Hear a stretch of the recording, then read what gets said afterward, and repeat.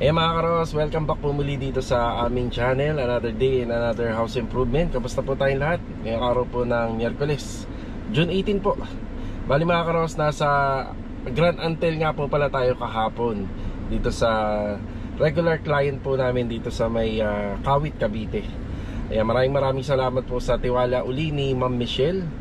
So tag-ulan na po kasi marami rin po talaga tayo nagiging client kapag tag-ulan kasi maraming nagpapa-repair ng bubong, may mga nagpapa-maintenance, nagpapa-schedule. Siya nga po pala mga karos, bago natin umpisahan tong ating vlog, ako po ay humingi ng pasensya sa mga nagme-message sa akin tungkol sa ocular. Kasi talaga ang ocular po sa panahon ngayon sa amin, nabibigyan ko lang talaga ng time pag linggo at saka pag break time ng alas 11 hanggang alauna. Minsan hindi na po tayo nagbe-break, mapuntahan po natin sila. Ang ocular po ay napakahalaga kasi dyan po tayo kumukuha ng mga kliyente. Pero sa ngayon po kasi masyado tayong tambak sa trabaho. Araw-araw din tayo may pini-purchase para makapag-provide ng mga materyales dun sa mga ongoing project natin. Hayaan nyo mga karos, kasi yung mga nagme-message naman sa atin, unti-unti nagbabasa tayo. Pag may time, nagbabasa tayo ng mga 20 messages. So kapag kakaya natin yung location, from Tansa lang po tayo. Pag kaya natin yung location, bali nagre-reply po kagad tayo kung available pa, kung interesado pa. Sa ngayon po kasi ni-schedule natin na maigi kasi hindi lang naman po yung pagbablog yung ginagawa natin. Tutok din tayo sa trabaho, purchasing, meeting tayo, then kinakausap din natin yung kliyente. Sa buong araw, wala tayong ginawa kundi puro ganun lang. So sinisingit lang natin minsan yung break time natin. Then pagdating po sa bahay, paperworks na at saka edit na para mapapanood po ng client yung mga nagawa natin, para may papakita natin sa vlog yung mga nagawa nating trabaho sa isang araw. Mga karos, sana maintindihan nyo, pero hindi naman po tayo tumitigil, binabasa po natin lahat yan. Tsaka yung mga naka-schedule for ocular, pinupuntahan po natin yan, sabot po ng ating mga kaya. Konting pangunawa lang po yung aming hinihiling. So ayan mga karos, project update tayo. Meron nga po pala tayong update sa mga materyales habang nandun tayo sa Grand Antel Kawit. So may inaasahan tayong dumating kahapon, buhangin, karagdagang steel bars, may coconut lumber at saka steel deck dito sa project natin sa Anyana East. Tapos dito naman sa Riego de Dios, may mga dumating dyan na mga additional na tubular para dun sa trabaho na ginagawa ni Kuya Alden. Mga karos, samahan niyo po muli kami ngayong araw po na Miyerkules. Magbibigay tayo ng update sa mga ongoing project natin. Pero sa ngayon, babayaran po muna natin yung mga materyales na dumating dun sa project natin sa Grand Antel. At saka meron din tayong dumating na mga materyales dito sa bagong project natin sa Phase 5. Hindi pa mga bayad yan. So babayaran muna natin ngayon. Let's go! Tara! Bali, una natin pinuntahan yan dito kay Ma'am Melanie Hardware. Yan, dyan natin in-order yung mga materyales sa project natin sa Phase 5. Yan, papunta naman tayo sa CMT Metal Roofing dito sa 13 para bayaran po yung mga materyales dun sa project naman natin sa Grand Antel. Yan, sa bahay po ni Ma'am Michelle. Siya nga pala, i-share ko lang, napakarami pa pong gustong ipagawa ni Ma'am Michelle dun. Yun nga lang, kung maglalagay kasi tayo ng tao dyan sa labas, yung pinaka the best na tao po natin. Yan na. So nag-usap kami ni ma'am kapag medyo hindi na busy at medyo makaluwag-luwag. Okay, nandito naman tayo sa CMT Metal Roofing. Ito yung regular namin na ino-orderan ng mga materyales pagdating sa mga steel deck, sa mga bubong, mga materyales sa bubong. So dito kami na-order. So ito nga po pala, may dumating tayo sa Anyana Bel Air East. Bali steel deck, ito po yun. So worth of 23,000. So mga steel deck na gagamitin doon para sa slab. So check natin yan mamaya kung dumating na doon. Ayan, binayaran na natin dito. Tapos siya nga pala, doon sa project natin sa Grand Antel, hindi ako nakapag-share ng mga doon, mga pin-purchase ko magkano. Sa mga lahat ng materyales regarding doon sa gutter, flashing, roofing, PVC. Tapos syempre mga consumable materials nandito na lahat. So 23,140. Plus yung mga binili pa namin na paint materials na ginamit ko din doon sa baba sa may kisame. Plus may mga binilihan pa tayo ng hardware bago tayo pumunta doon. So bali sa tansya ko nasa 30,000 din yung materials lahat-lahat. Yung nagpunta kami sa Grand Antel. Okay, ang una natin pupuntahan is yung Riego de Dios project. Kasi dire-diretso na po tayo dyan. Tapos mag-aanya na tayo. Tapos babalik tayo ng Phase 6 Lumina Homes. Ganito nga po pala yung lagay ng panahon natin, yung weather natin. Sana wag lang po talagang uulan. Medyo makulimlim ngayon. Nakalimutan ko, meron nga po pala tayong ipapadeliver na tiles para sa project natin sa Phase 5. Yung napiling design ni client owner, dito po natin mabibili sa Tion Fall Tile Center. Sinigurado naman po natin yung tiles isa maraming stock bago po natin bilhin. Bali gagamitin niyan sa floor area. Pag sinabing floor area, first floor, kung may second floor, yun na rin po yung floor area rin po yun. Order tayo ng more than 100 pieces. Babayaran na po natin ngayon bago tayo pumunta ng Riego de Dios project sa Tion Fall Tile Center. And check natin yung tiles na i-deliver doon. Bali ito po yun, oh. Asa na yun? Ito. Yan.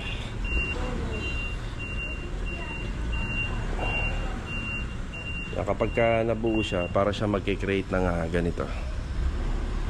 Yan, parang ganyan po yun. Isang diretsuhan.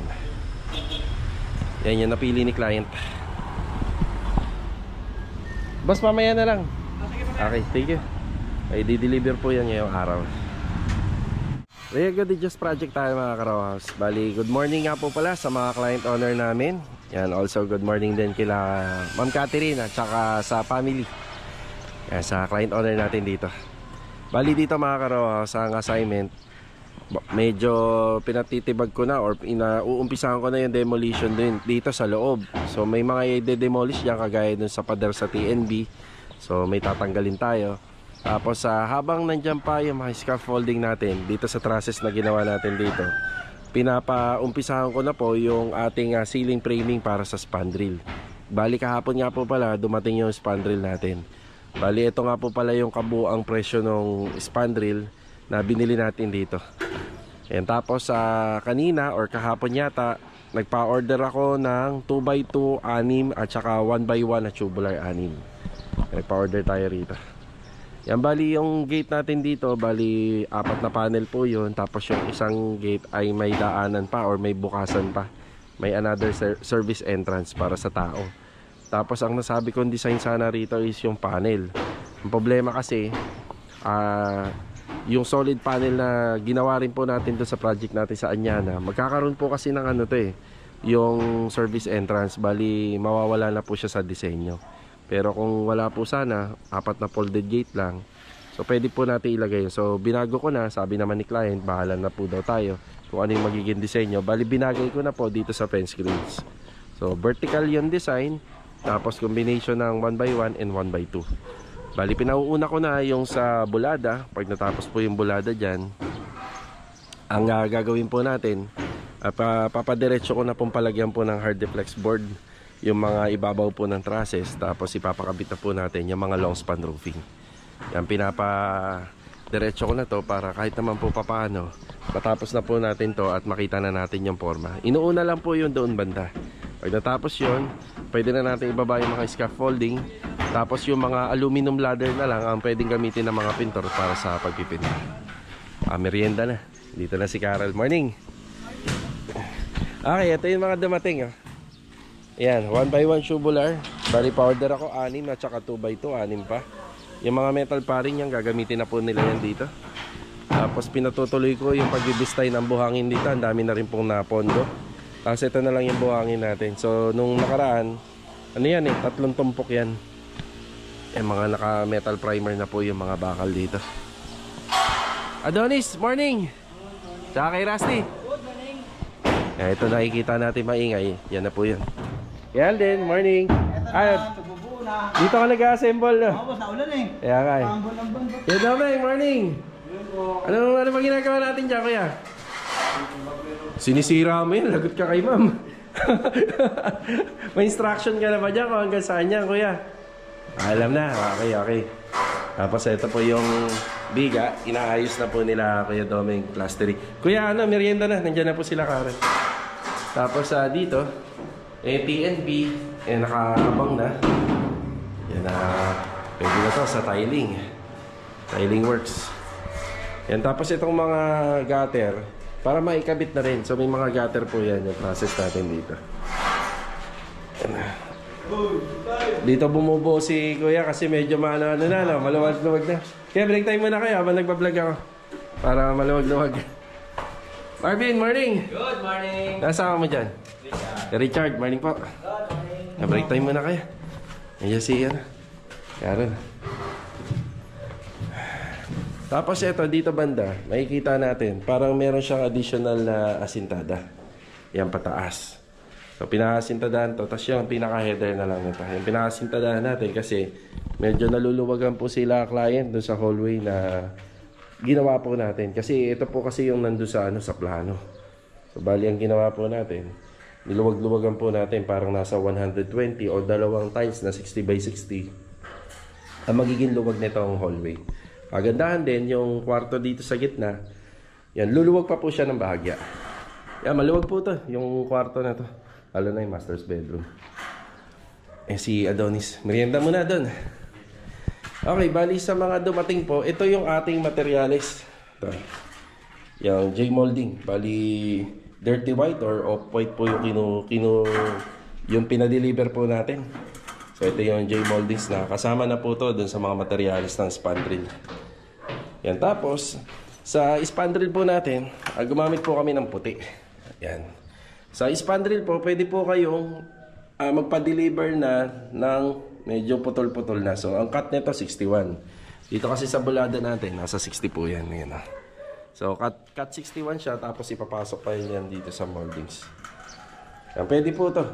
Mas makakatipid po kayo sa delivery charge pagka ganito. Hindi ganun kalaki yung babayaran nyo kasi kahit motor, kayang i-deliver yan dito. Di ba? Yan, spandrel natin. Putol-putol na. Nasa po yan. Pagka sinukat po natin yan, yan papunta po dun hanggang dulo. Nasa 200 pieces. Yan, putol-putol na po siya at hindi na po kami mahihirapang magputol. Dire-diretso na lang po yung kabit. Yan, isa yan po sa may makukuha kayong diskarte. Kasi kadalasan sa spandrel, mahaba, nasa 8 feet, 3 meters. So dito, dire-diretso na po. Ang putol-putol na siya. Yun ang maganda po dyan. Yung kulay puti po yung ginamit natin dito. Gawa ng ang combination color niya is gray and white. Pag natapos tayo.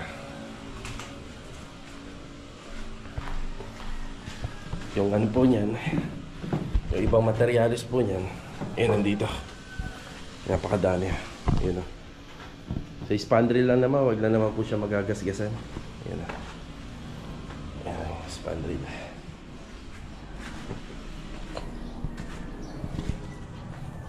Break time.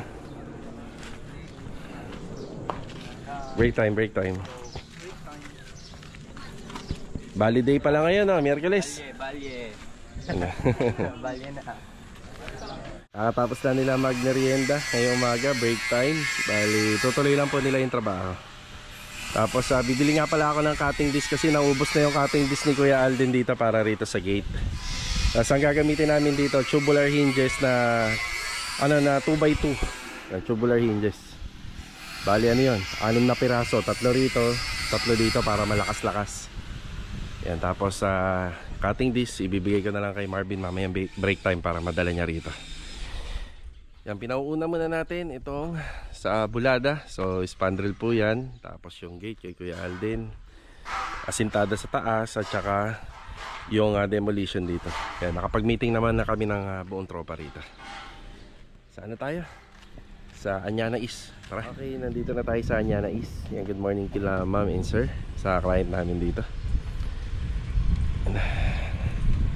Bali yung lupa rito, hindi pa naman po total ito nasasaid. Medyo nakaapaw pa siya ng konti. Baka pwede na to pang lagay natin doon sa likod, doon sa pinaka setback nya. Hollow blocks meron pa tayo. Tapos graba, buhangin. Ayan, nagpondo tayo rito. Bali may mga materials na dumating din. Yung 16mm and 10mm, yan dumating. Coco lumbers at saka yung metal deck. Ayan. Kaya Chris, good morning. Kay Kuya Romel. Good morning, sir. Sandy, morning. Good morning. Itong lahat ng kahoy na nakikita natin dito, possible magamit natin itong kuya, no? Bracing, yan lahat. Per carpentry. Kasi ayan, nag-aano na po sila. Naglalatag na rito ng forma, paunti-unti. Ito si Kuya Boy. Kuya Boy, good morning po. Morning po. Ayan, Kuya Boy. Tapos yung mga Coco lumber na 2x3 ito. Tinakpan po ng mga pamorma.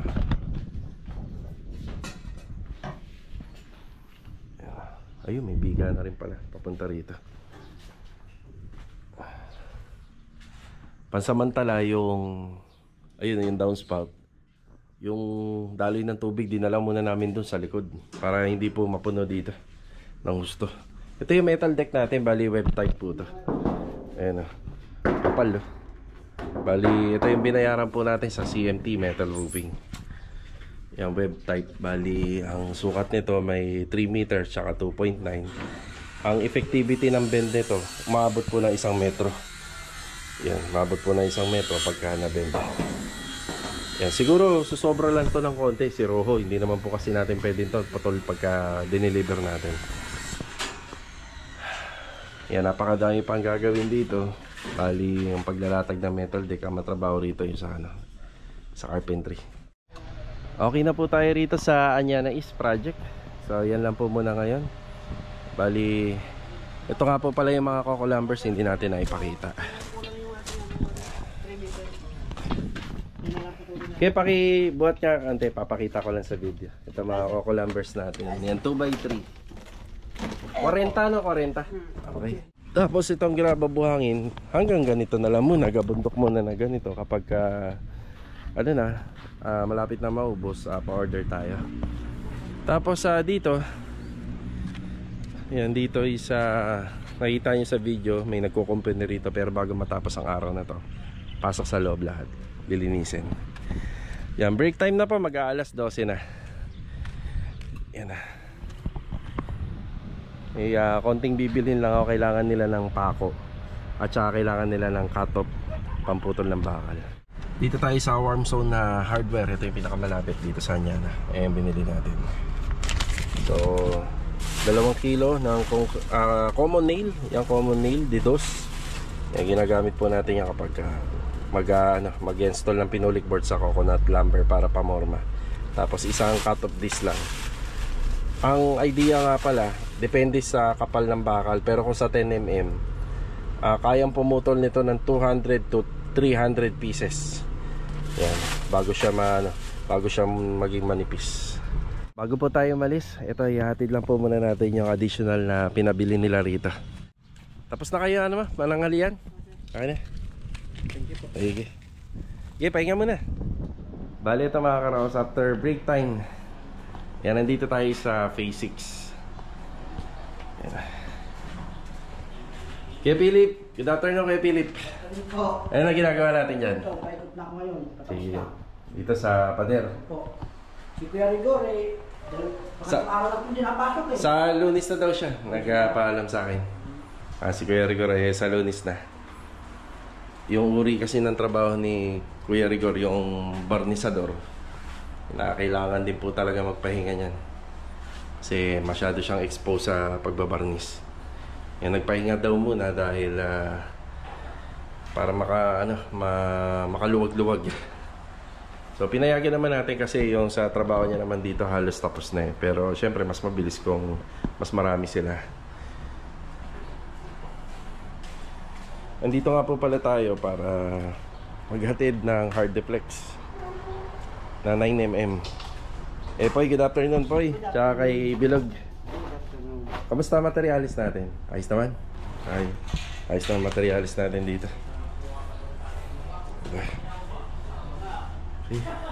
So ito po yung hinatid natin. Itong 9mm na hard deflex. Ito yung gagamitin po natin sa staircase cover sa gilid at saka dito sa likod. Yan. Tapos sa mga ginagawa ni Bilog dito, halos patapos naman na. May mga konting siroho. Ito yung update sa tiles. Sa tiles. Yung adhesive natin medyo marami to kasi covered na nito yung para dito sa TNB at saka dito Ayan, dito po sa lababo. Yan, covered na po niya lahat yan. Siguro magdadagdag lang tayo sa semento. Ilan bag na lang yung semento natin.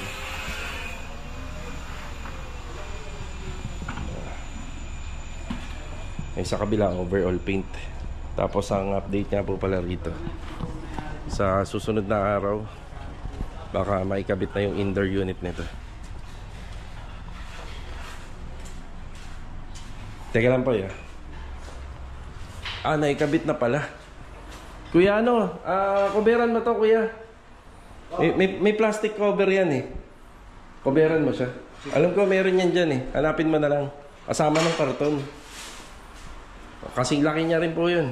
Tingnan mo dyan. Oo, dapat may cover po yan. Okay, gagawa na lang po ng paraan. Gawa na lang ng paraan para makoberan. Nakadumi na siguro nila boss kanina. Naidala ba? Kanina ba ginawa yan? Ginawa Hindi yan kasi pwedeng ganyan yan. At may cover yan. Pati yung doon sa taas dapat may cover din eh. Meron tayong plastic na malaki. O sige, yung Kailan black. lang ginawa tanghali yan eh. Tanghali lang ba ginawa yan? Sige, yung black bag na lang magdadala. Bag na lang. Tapos may gap pa po siya rito para pag naglagay ng curtain rod or Korean blinds. Yan na pasok pa. Kaya ano to, nirenovate natin. Tapos ayun, may gap din doon sa taas. Sige, black bag na lang. Bukas magdadala tayo. Hindi naman na masyado mag-alikabok. Okay, final update na tayo doon sa isang project natin. Yan, final update tayo. Bali, final vlog ngayong araw po ng Miyerkules. Yan, dito sa project natin sa Phase 6. So, Athena project. Bali, onti na lang to. Bali, bahay na. Yan, sa mga posting nga po pala, ito nakakabit na. Lamppost, medyo malaki at mahaba yung ginamit natin para may dating naman. Ayan o, sa gilid. So, maganda yan kapag kagabi. Kapag nailawan, ganda ng ano yan, ganda ng liwanag exposure. Kasabay nito itong mga ano natin dito, yung canopy light. Bali lalagyan na lang po ng mga bombilya yan. Tapos may kulang pa tayo na ilaw dito sa ano, sa gitna. So iniisip ko pa kung anong klaseng ilaw yan, pero naisip ko yung tawag dito, yung tinatawag na naka ano lang siya, yung naka expose lang yung ano, yung ilaw. Bali square. Nakalimutan ko tawag dun. Basta yun. Ganda rin yan. Tapos dito, yung grills na lang. Grills, faucet, lalagay. Tapos drain. So may drain po tayo dun. Yan, napaka-importante sa may bandang washing machine. Tapos dito sa loob, naka-screen door. Bali ito, isa ano na lang, retouching. Si Master Jojo, good afternoon. Kay Louie, kay Master Dindo. Oy, good afternoon! Shout out! Shout out! Master Batang! Ayun o. Balitin mo, kapit mo lang. Ay, di pa pala kakabit hanggang ngayon. Sige, magpatawag tayo. So, ito na nga po pala yung hagdanan natin. Bali, gawa sa tiles yung step and riser. Tapos yung pinakadulo niya, parang may stopper. Maganda rin po yan pagka inapakan. Tapos dito, nakakabit na yung mga ilaw. Medyo maliwanag na. Itong track light na-adjust po yan. Kasi ito yung cover ng ilaw dito. Okay na din. May mga konting gagawin na lang banda rito. Magkakabit kami ng mga nasa 8 pieces na wall-fluted panel. Itatago natin to. Yan, para sa saksakan niya. Para may konting dating. Tapos dito sa sa kusina, yan medyo detail yung ano nito, mga ginawa rito. Ayun na nga pala yung kornisa natin, nakapaikot na. Yan, umpisahan na rin po ito ni Kuya Dindong pinturahan. Yan kornisa. Yan, medyo maliwanag na po itong kusina dahil meron tayong LED rito. Tapos ito yung faucet.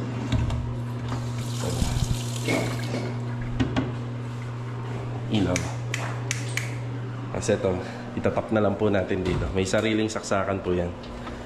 Yan, ayusin na lang po natin. Tapos yung kanyang pinaka-cooktop, bali tempered glass nga po pala to. Sikreto lang nito kasi may mga issue rito na nababasag daw. Sikreto, may bracket po sa ilalim yan. Meron siyang bracket.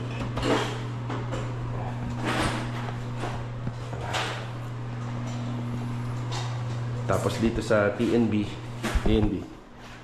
Yun nga, ito na lang. Kakabit na lang to para may kabit na rin yung mga LED wall mirror dyan. Bali, less accessories to. Bali, ang gagawin na lang po yung pinaka-towel holder na lang. Less accessories kasi meron na po nito. May niche na. Ang laking tulong nito. Yan, maliit na bagay lang pero ang daming pwedeng ilagay. Hindi ka na maggagawa ng ano. Hindi ka na maggagawa o magkakabit po ng holders. Okay na yan. Yan sila master batang ito dito. Pwede na bang apakan niya, kuya? Pwede na. Yan, pakasuyo nga po saglit muna. Pwede. Ayan na. Ayan na. Pag nalinis to, ang ganda pag natapos. Pagdahanan. Yan, bali, kortina lang yung pinakagusto nila client dito. Ang may dadala na lang po yung kortina at saka tong binili natin na curtain red. Yan, malinis na rin. Wow. Ayun o. Bahay na to. Oh. Bahay na tong ginawa natin. Bali yung nangyari nga pala sa renovation nito, utay-utay. Pautay-utay lang po yung mga pinagawa ni client. Nakaslab siya. Tapos hanggang sa pinatapos niya na. Marami pang pwedeng gawin dito.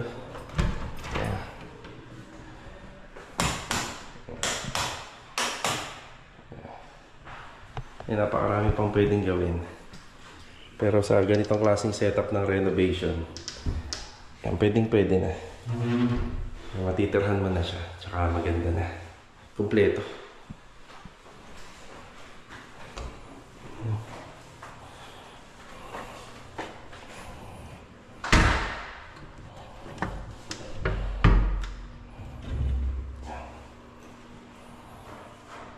Diba? Ganda. Ganda lang pagkatapos. Bali yung nakikita natin dito sa video, kulang to kapag hindi mo ita-turn over ng malinis. Mas maganda malinis.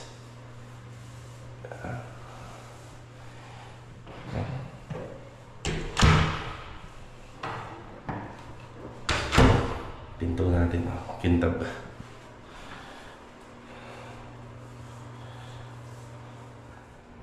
Ito yung update, bali may mga kulang pa na ilalagay. Tapos nag-uulan-ulan naman ng mga nakaraan. Okay naman yung bahay na to. Simula doon sa taas, simula rito sa harapan, pati sa slab. Yung maayos siya lahat.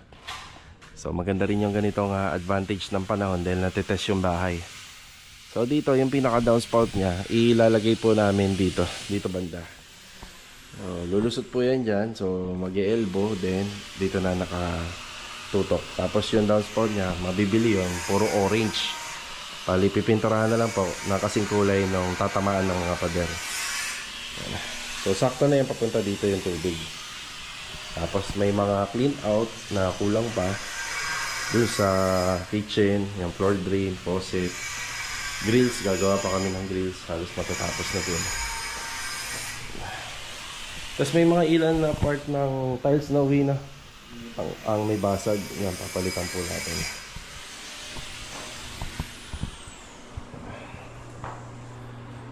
Okay na. Unti-unti na lang. Wala pa lang ilaw. Saan banda? Sa labas? Dito yan. Yung drop light. Yun nga. Na-lista ko na rin. Ito nga pala naalala ko. Surface type. Ayan. Surface type to. Lalagay namin. Yung pin light kasi yung nakabaon. Yung bubutas ka pa. Since ito gawa sa bato, surface type ang ilalagay natin. Kasi ito, bibilang po natin ng bulb. Para meron na. Kasi nung mga unang gawa namin, hindi namin nilalagyan. May kaso rin po kasi na bigla na lang nawawala. Siyempre, diroskas lang at umuwi kami paghapon. Pero siyempre, pag may nakatira na rito, hindi na mawawala yan. Ilan din niya? 6. So, 1, 2, 3, 4, 5, 6. So, yung switch button nito, nandun po sa kwarto. Tapos itong 4, nandito sa sala. Ito rin, yung mga ilaw dito. Nandito rin sa sala. Maraming salamat sa magandang panahon dahil kahit pa paano nakaka-survive tayo. Nakaka-survive tayo ng isang buong araw na gawa at meron tayo nagagawa kahit pa paano sa mga project natin. So kita-kita na lang po ulit for the next video. God bless po sa ating lahat. Ito paalam po muna. Ayan yung ilaw. Ayan Ayos.